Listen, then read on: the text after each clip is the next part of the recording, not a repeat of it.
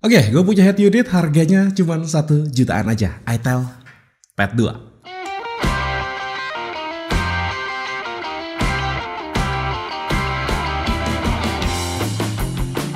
Masih barengan sama gue Dimas dan lo masih dengerin Radio Gadget, the one and only Gadget Radio. Dan iya, ini adalah itel Pad 2. Oke, gue tahu ini adalah sebuah tablet, bukan head unit. Tapi gue sering banget jadiin tablet buat jadi head unit di mobil. Dan di video kali ini gue pengen ngerasain unboxing dan juga icip-icip kemampuan dari si itel Pad 2. Dan yang jelas kita bakal ngetes juga kalau misalkan dijadiin head unit itu gimana. Nah, buat lo yang penasaran sama tablet yang satu ini, jangan ganti channel lo, tetap pantengin terus Radio Gadget, the one and only Gadget Radio.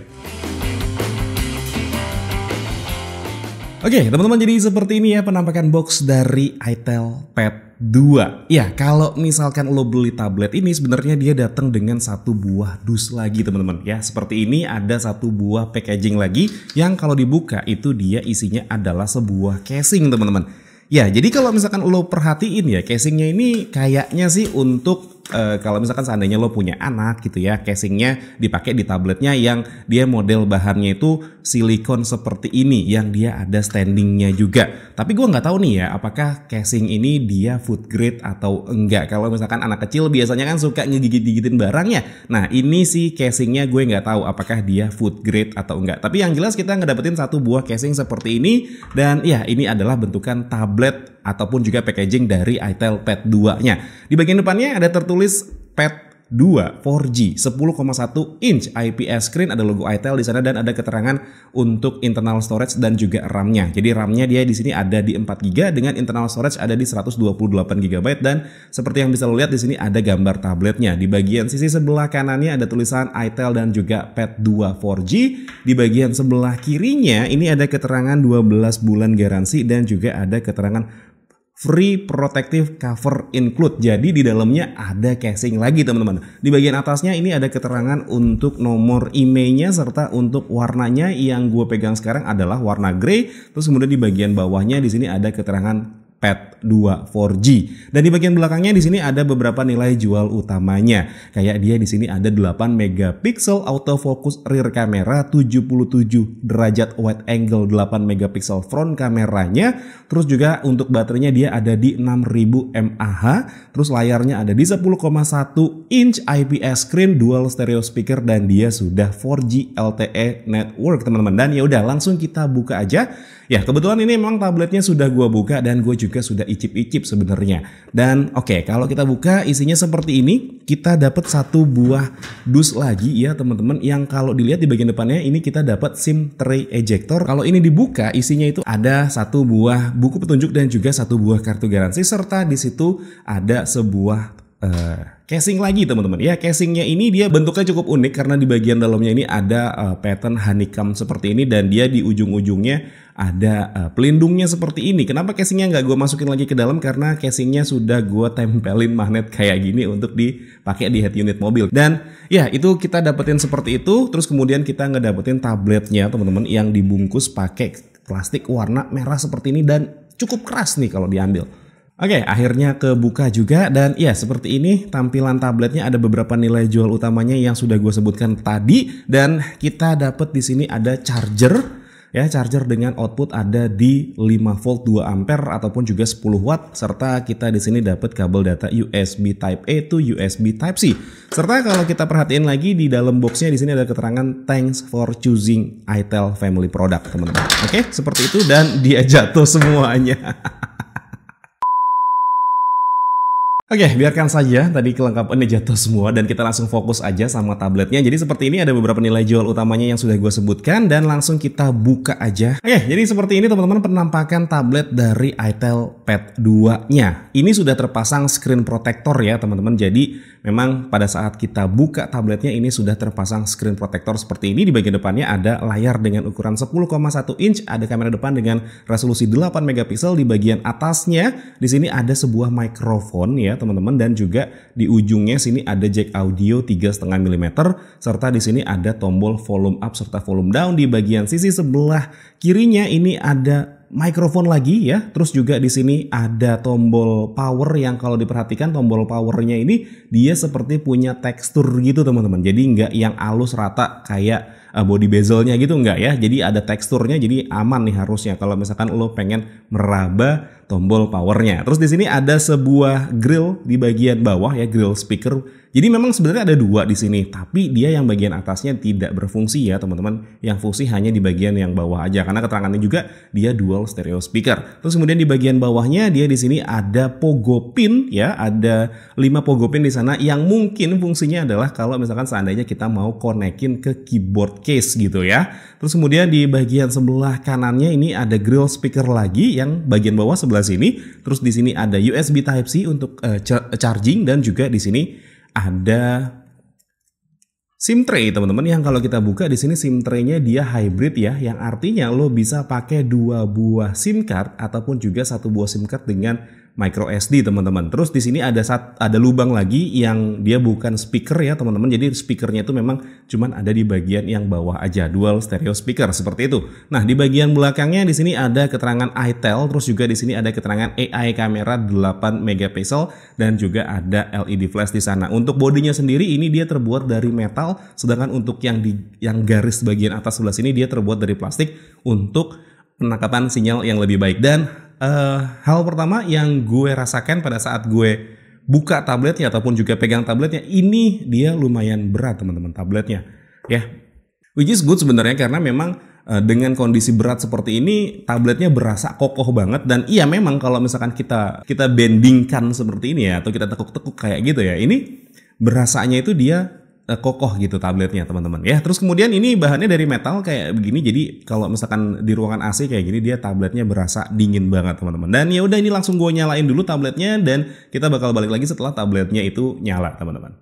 Oke teman-teman, jadi seperti ini ya penampilan awal dari iTel Pad 2-nya. Oke, di bagian depan sini ada layar dengan ukuran 10,1 inci dengan bezel yang gue bisa bilang ini cukup tebel, nggak bisa dibilang tipis, tapi yang gue suka di sini adalah bezelnya simetris. Bagian kanan, kiri, atas, bawahnya itu dia sama teman-teman. Dan untuk kecerahan layarnya sendiri seperti yang bisa lo lihat di sini, udah gue mentokin sampai mentok gitu ya, tapi dia kurang begitu terang gitu kalau menurut gue, khususnya di kamera seperti ini ya teman-teman ya. Kalau misalkan gue ngeliat langsung sih ini sebenarnya masih fine-fine aja, mengingat ya masih wajar gitu loh ya sebuah tablet dipakai di dalam ruangan. Jarang banget tablet dipakai di luar ruangan gitu ya, meskipun ada tapi ya jarang banget. Untuk kecerahannya sendiri, informasi yang gue baca itu ada di sekitaran 400-an nits ya, bisa dibulutin ke 500 nits gitu teman-teman. Dan itu suatu hal yang wajar, mengingat ya kalau misalkan kita pakai laptop pun juga biasanya kecerahannya cuma antara 250 sampai 500 nits aja. Untuk layarnya sendiri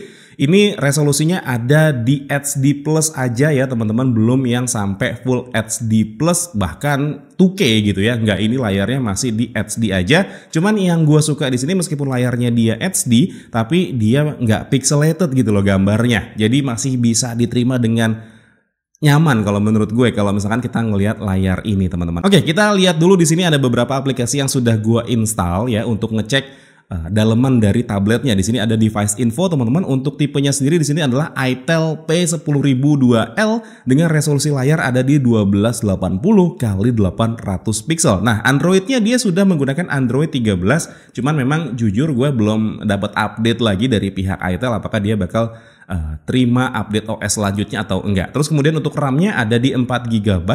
Gak dikasih tahu juga dia menggunakan LPDDR berapa. Kemudian untuk internal storage-nya 128 GB yang dia menggunakan eMMC seperti ini teman-teman. Untuk SoC-nya sendiri dia menggunakan Uni SoC T606 dengan 8 core dan dibagi menjadi 2 cluster. Di mana cluster yang pertama ada di 2 kali 1,61 GHz dan cluster yang berikutnya adalah 6 kali 1,61 GHz juga ya. Yang pertama pakai Cortex A75 dan untuk efisiensi dayanya ada di Cortex A55 dan dia jalan di arsitektur 64 bit teman-teman.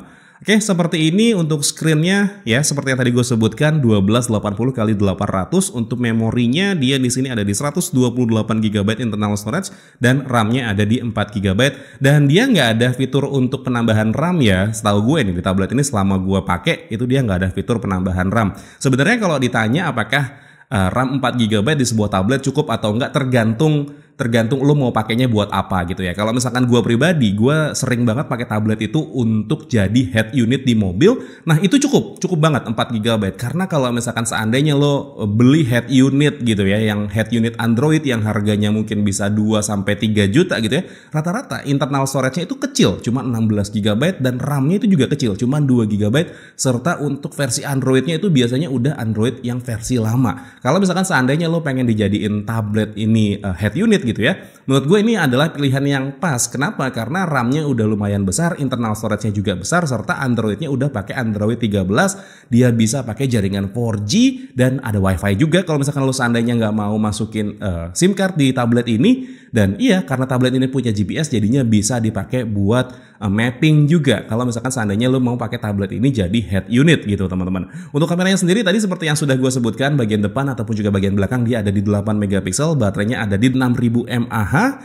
Terus kemudian untuk chargernya ada di 10 watt, sedangkan untuk sensornya, ya memang di sini sensornya cukup minim teman-teman, cuman ada akselerometer aja, yang lainnya itu dia nggak ada teman-teman. Gue juga udah tes AnTuTu benchmark di tablet ini ya. Kalau misalkan lo lihat di sini dengan internal storage 128 GB, RAM 4 GB dan juga prosesor Uni SoC T606, tablet ini bisa mendapatkan skor AnTuTu sebesar 224 ribuan poin nih teman-teman.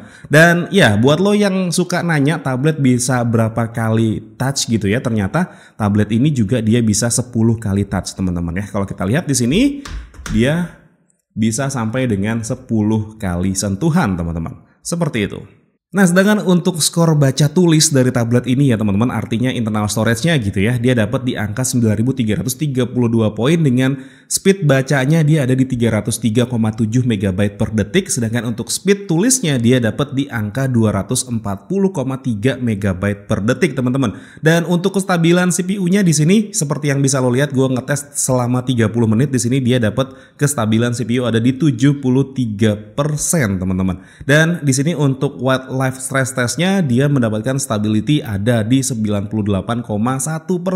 Dan iya sebenarnya untuk sebuah tablet ini terbilang cukup lumayan ya teman-teman, dengan harga yang lagi-lagi ini murah gitu teman-teman. Dan di sini juga gue sudah install Mobile Legends dan ya udah langsung kita tes aja main game di tablet yang satu ini. Oke teman-teman, kita sudah masuk ke dalam lobby game dari Mobile Legends dan hal pertama yang bakal gue lakukan di sini adalah ngecek kualitas grafisnya ya. Di sini defaultnya dikasih adalah dengan frame rate high dan juga grafis high teman-teman. Tapi kita bisa mentokin sampai dengan frame rate super dengan grafis ultra ya. Bayangin sebuah tablet dengan harga yang cuman 1,5 jutaan aja dia bisa main game Mobile Legends dengan frame rate super dengan grafis ultra. Dan ya udah ini kita langsung masuk aja ke gamenya, nanti gue bakal balik lagi setelah masuk ke dalam gamenya.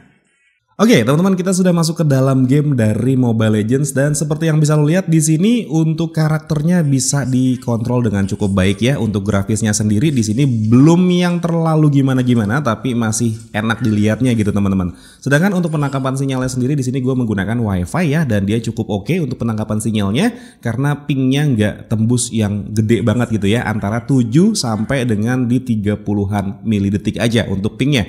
Dan seperti yang bisa lo lihat juga di sini untuk karakternya, ya ini aman-aman aja untuk kita gerakin seperti ini. Dan untuk touch delay gue tidak menemukan touch delay yang berarti, ada sedikit tapi nggak yang gimana-gimana gitu ya, masih aman-aman aja kalau menurut gue gitu teman-teman.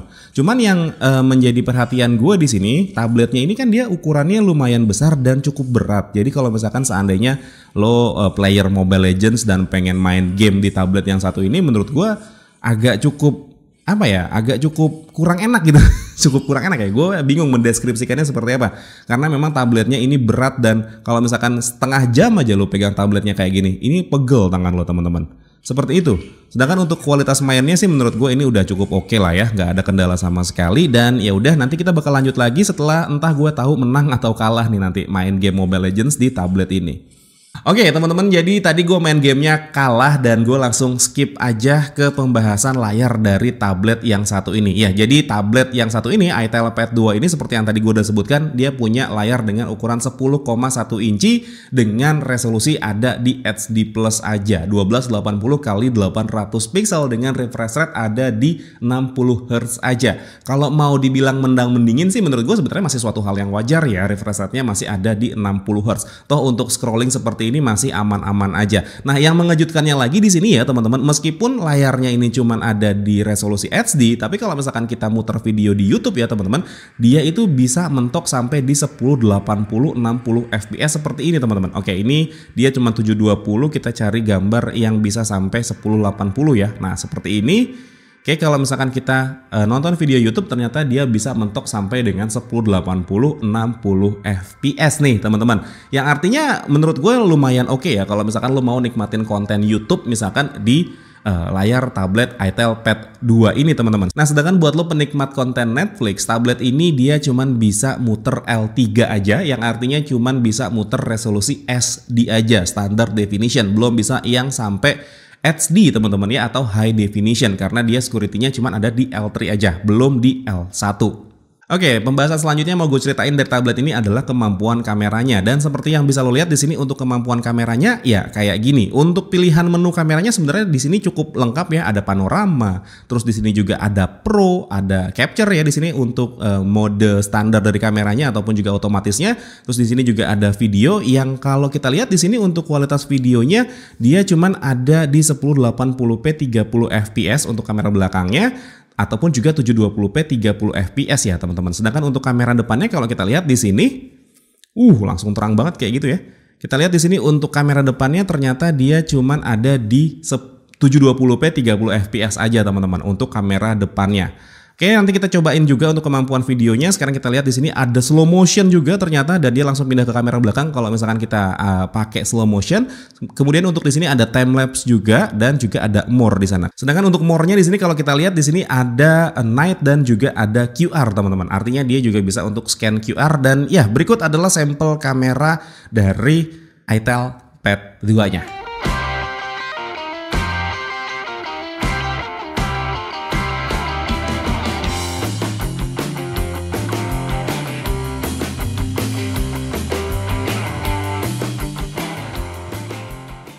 Oke, teman-teman, ini adalah sampel kamera depan dari Itel Pad 2. Ini direkam di resolusi 720p 30 fps dengan kondisinya gue pegang pakai tangan seperti ini aja. Ya sebenarnya jarang banget sih orang pakai tablet terus mau video call gitu ya sambil di jalan kayak gini. Cuman ya gue pengen nunjukin aja kalau misalkan dia dipakai jalan ya seperti ini teman-teman. Oke, dan untuk HDR-nya ya kayak gitu. Langsung jadi siluet gitu ya muka gue. Dan ya kayak gini, sebenarnya cukup lumayan kalau misalkan pencahayaannya cukup jelas ataupun juga cukup terang gitu ya teman-teman. Dan yuk kita cobain untuk kamera yang ada di bagian belakangnya sekarang.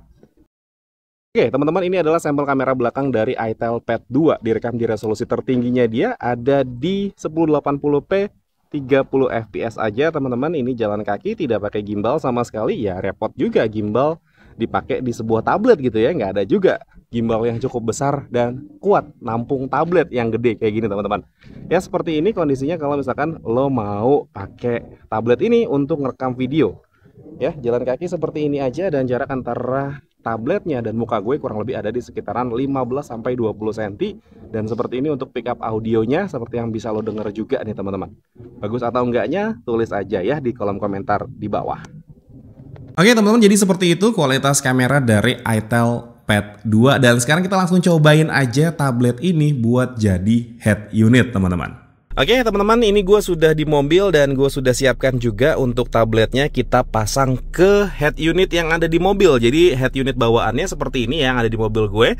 Dan untuk cara pasangnya sendiri sebenarnya cukup gampang ya. Lo tinggal tempelin aja nih kayak gini magnet di bagian belakang sini, dan juga magnet yang ada di bagian head unit kayak gini. Nah ini gue kasih ganjelan di bagian atas magnetnya in case kalau misalkan kita jalan di kondisi jalan yang nggak rata gitu ya, takut tabletnya merosot karena posisi tabletnya juga dia cukup berat gitu. Nah kalau misalkan di jalan yang nggak rata takutnya tabletnya merosot, makanya dikasih ganjelan kayak gitu. Dan ya seperti yang bisa lo lihat di sini untuk tabletnya dia bisa terpasang dengan cukup oke, dan kebetulan ini pas banget ya kalau misalkan dijadiin head unit di mobil yang gue pegang sekarang nih gitu teman-teman. Dan ya seperti yang bisa lo lihat juga di sini untuk komunikasinya dia menggunakan Bluetooth aja ya teman-teman. Kalau kita lihat di sini ya dia komunikasinya menggunakan Bluetooth aja seperti ini. Dan ya di head unit bawaannya juga ada keterangan Bluetoothnya, dan seperti yang bisa lo lihat juga di sini, dia untuk sinyal dan baterainya juga bisa tercapture. Cuman kan pasti nanti di sini untuk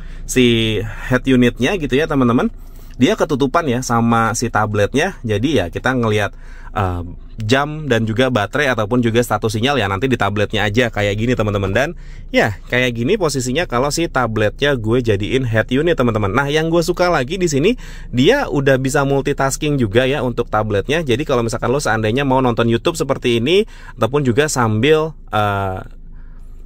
misalkan sebelahnya YouTube, sebelahnya Maps gitu, itu juga bisa ya teman-teman, karena dia memang posisinya ada GPS di sini ya, seperti yang bisa lo lihat di sini dia ada GPS-nya. Nah, kayak gitu. Dan kita bisa bikin multitasking kayak gini.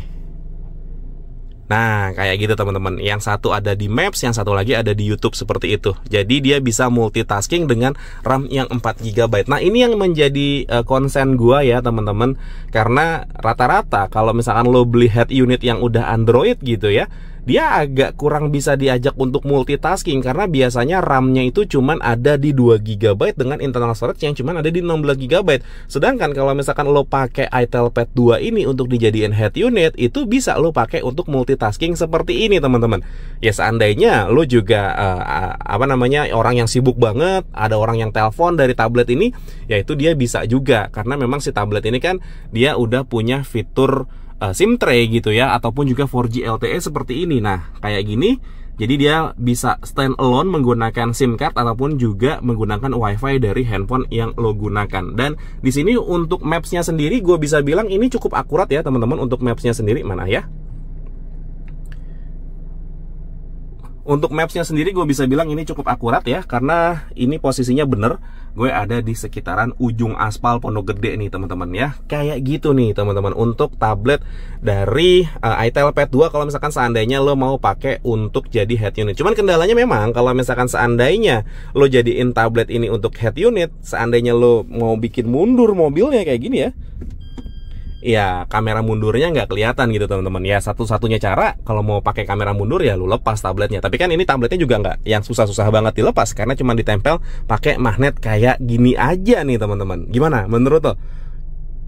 Mantap ya. Kita balik lagi ke studio sekarang. Nah, jadi gitu ya teman-teman, itel Pad 2, sebuah tablet yang harganya cuma 1,5 jutaan yang bisa dijadiin head unit di mobil karena memang dia udah ada GPS-nya. Jadi kita bisa manfaatkan sebagai maps penunjuk arah.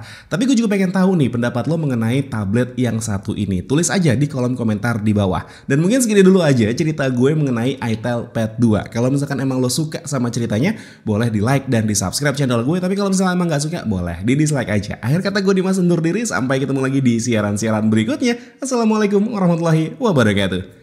Dadah.